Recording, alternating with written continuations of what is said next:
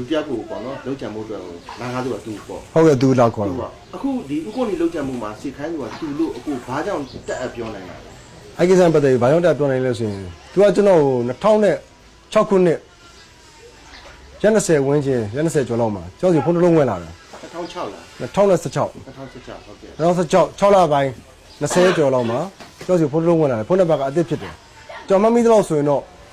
ခုကျွန်တော်ပြောတဲ့ကဏ္ဍ3တော့မလွယ်ကဏ္ဍကတော့မလွယ်ဘူး50 60 113လို့ကျွန်တော်ထင်တယ်။သူ့ရဲ့ဖုန်းတော့ကြောက်ဆက်တယ်ဖုန်းနံပါတ်ပဲ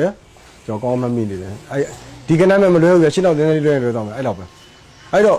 ့ကျွန်တော်စီကိုစာမပေးတဲ့တယောက်မိတ်ဆက်ပြီးတော့နှုတ်ဆက်လို့ကျွန်တော်ထင်လိုက်တာ။ဟုတ်တယ်ဟယ်လိုကောင်ဆိုလာတဲ့ဟုတ်ကဲ့ကျွန်တော်အောင်ဆိုပါလို့ပြောတဲ့ခါ။ကောင်ဆိုကျွန်တော်ဘက်ကလေတဲ့။ကျွန်တော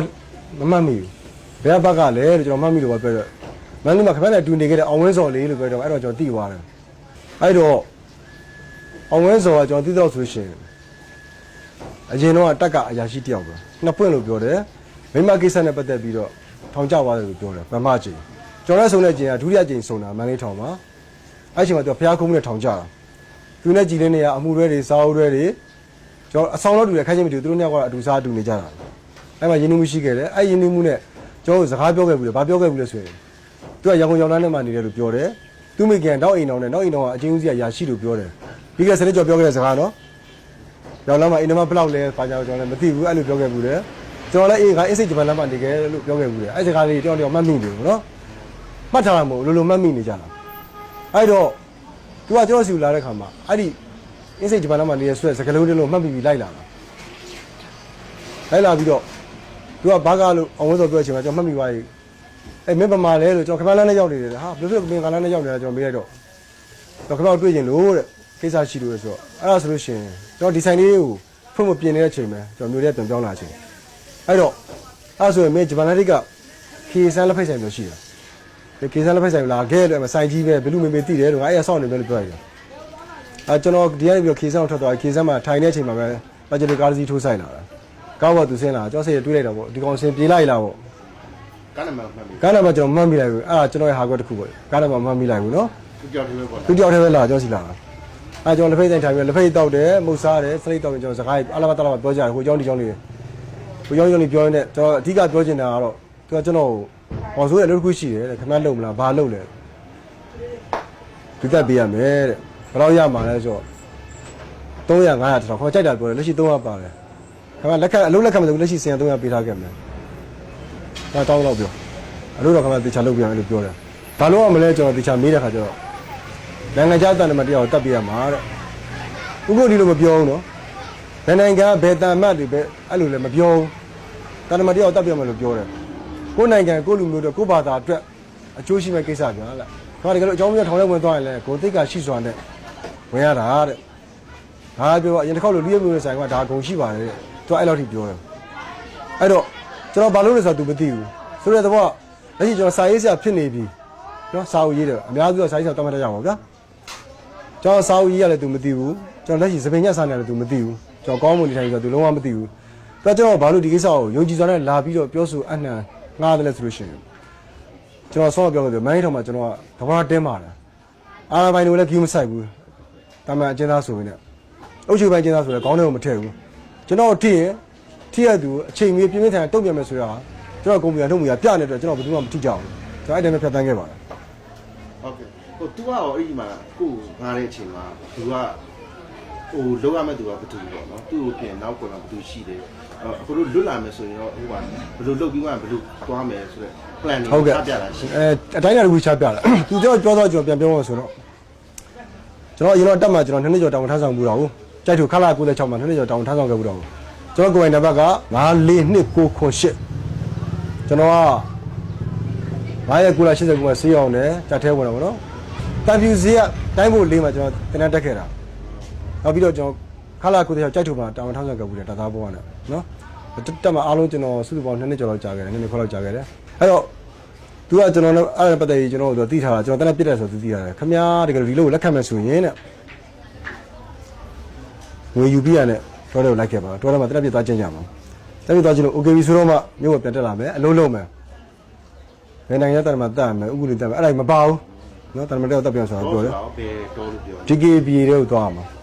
DKB ဆိုတဲ့စကားလုံးကိုကျွန်တော်ကဘာလို့ကျွန်တော်ပိုင်ပိုင်နိုင်ပြောလဲဆိုရင်ဒီစကားအခုလည်းသုံးတာမဟုတ်ပြီးခဲ့တဲ့စနေကျော်လည်းသုံးခဲ့တဲ့စကားဒီစကားအရင်ကသုံးမှုတဲ့စကားအခုလည်း DKB သွားမယ်တလက်ပြချင်းမယ်အလုပ်လုပ်မယ်တက်ပြီးသွားလို့လွန်မြောက်တဲ့ဆိုရင် DKB ထဲမှာတော့ပြန်အောင်မယ်မြို့မှာသူတို့နီးသူတို့နဲ့တကောင်ထိုးကျွေးလိုက်မယ်ထိုးကျွေးပြီးတော့အချင်းချင်းငြိမ်းချမ်းပြီးဆိုပြန်လာမယ်အဲ့ဒီလိုကျွန်တော်ပြောဆိုစီးရုံးပါကျွန်တော်ကဒီမှာစာရေးဆရာလည်းဖြစ်နေတယ်ဇပင်လည်းညစားနေတယ်ကျွန်တော်ငြိမ်းချမ်းသားလေးပဲနေခြင်းတဲ့အတွက်လက်မခံလိုက်ဘူးဘယ်သူပေါ်တက်ပြီးတော့ဆိုကျွန်တော်မသိဘူးနော်နိုင်ငံခြားတန်တမာတယောက်လို့ပြောတယ်အဲ့ဒါလည်းကျွန်တော်နောက်တစ်ခုကဒီစကားလည်းကျွန်တော်အပြည့်အဝမယုံကြည်ဘူးသူကသူတစ်ချိန်ကဘိုးကြီးပဲဖြစ်ခဲ့ဘာပဲဖြစ်ခဲ့ကျွန်တော်တို့တွေ့ချင်မှသူကဖျားသခိုးပဲတော့သူတို့ကငွေရရင်ဘာမှမဆိုလုံးမဲ့လူမျိုးစားတွေစိတ်တက်တွေအဲ့လိုရှိတယ်ရှိတဲ့အတွက်ကျွန်တော်သူ့ဘောယုံကြည်မရှိဘူးကျွန်တော်ကဘယ်လိုစဉ်းစားဆိုကျွန်တော်စ90ကာလကျွန်တော်စဉ်းစားမိတာထောင်တော့မှသူနဲ့ကျွန်တော်လည်းများမကျင်တတ်ချက်ကြီးမှရှိခဲ့လို့ကျွန်တော်အချွတ်တက်ပြီးလာခေါ်ပြီးတတ်ဖို့လားလို့ကျွန်တော်စဉ်းစားမိတယ်အဓိကစဉ်းစားမိတာသူပြောစကားလုံးတွေကကြီးကျယ်တဲ့အတွက်ကျွန်တော်ကနိုင်ငံတန်တမန်ဘာတွေပါလာတော့ကျွန်တော်စဉ်းစားလိုက်တာဒီနိုင်ငံတန်တမန်သူတို့စီကနေခိုးကြောက်ခွန်းနဲ့ဖျားတွေဝယ်ပြီးတော့ပတ်စံမပေးလို့လားကျွန်တော်အဲ့လိုထင်တာဗောနော်ကျွန်တော်ထင်တယ်သူကယူရီးယားမှာဖျားဒီဟိုဒီပေါင်းမဲ့တော့တာရောင်းစားနေတဲ့ကောင်တွေယ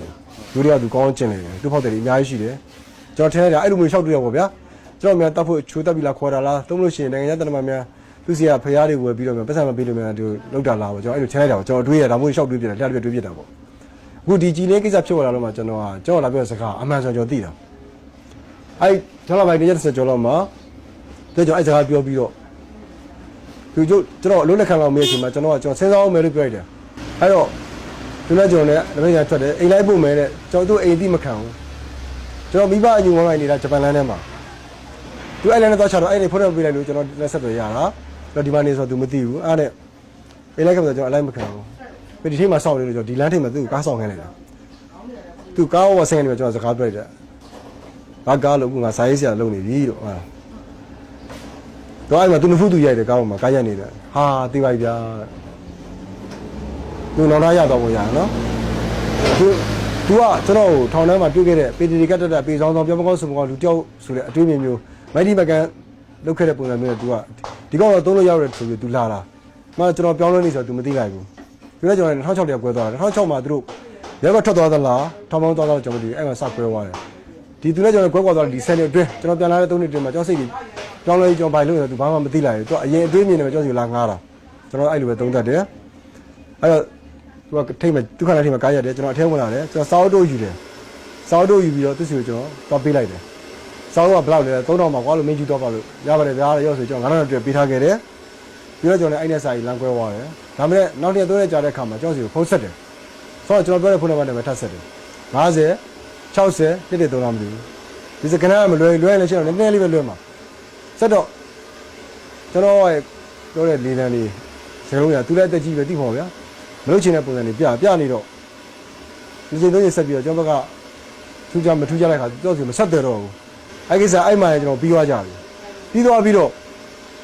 အခု9လကျော်9လကြာတဲ့ချိန်ကျမှကျွန်တော်ဒီမှာထိုင်နေချိန်မှာတညက်နေပေါ့နော်ဥပဒေတက်ခံနေရောညက်နေရောလိုင်းမှာဒီ post တက်လာတော့ဒီလိုလေးစင်းမှာလုံးကြံခံတက်လာတော့ကျွန်တော်ကြည်လင်းပုံကိုကျွန်တော်ပုံကြီးချက်ကြည့်အောင်နော်ပုံကြီးချက်ကြတော့ကျွန်တော်သိတယ်လို့မသိတယ်လို့ဖြစ်နေပထမနိုင်ဝက်ကျွန်တော်စဉ်းစားပြအောင်မသိတော့ဘယ်ကျွန်တော်ထင်တယ်အဲနောက်သေးချာကျွန်တော်ကြည့်တဲ့ခါကျတော့ကျွန်တော်သိတယ်ကျွန်တော်သိတယ်စဉ်းစားတယ်ကြည်လင်းဆိုရင်ကြည်လင်းနဲ့ဘာကနဲ့တွဲလုံးဘာကဆိုတော့ကျွန်တော်ပြောအောင်ဝဲဆိုခုလိုင်းမှာတက်နေတဲ့မျက်စိဆိုတာပဲကျွန်တော်သိရောကျွန်တော်အဲ့ချိန်မှာတော့တော်ပေါက်သွားပြီကြည်လင်းအမြဲတမ်းကျွန်တော်တော့ကြည်လင်းမမြင်မဲနဲ့အခြားကြောက်ဆိုကျွန်တော်မသိဘူးနော်ကြည်လင်းနဲ့ဘာကနေအရင်တော့အမှုတွေအတူစားအတူနေခဲ့တဲ့သူတွေအဲ့တော့ကျွန်တော်ကိုခေါ်ခိုင်းလို့မရတဲ့အတွက်ကြည်လင်းကိုသူခိုင်းဆိုတော့ချက်ချင်းသဘောပေါက်သွားတယ်စဉ်းစားကြည့်တော့ဖြစ်နိုင်တော့စဉ်းစားကြည့်တဲ့ခါမှာကြည်လင်းမို့ပဲအခြားကြောက်ဆိုကျွန်တော်မသိဘူးဒီကိစ္စကျွန်တော်ဖော်ထုတ်နိုင်မှာမဟုတ်ဘူးကြည်လင်းနဲ့ဘာကနေပြောလို့နေဖြစ်တဲ့အတွက်ကျွန်တော်အဲ့မှာဒါနောက်ကဘာကပဲငါ့ကိုလာခိုင်းတယ်ဒီကောင်တကယ်ခိုင်းတာဒီကိစ္စပဲဆိုတော့ကျွန်တော်ပြီးသွားတော့ကျွန်တော်စဉ်းစားကျွန်တော်ဘာလုပ်မလဲကျွန်တော်စဉ်းစားတယ်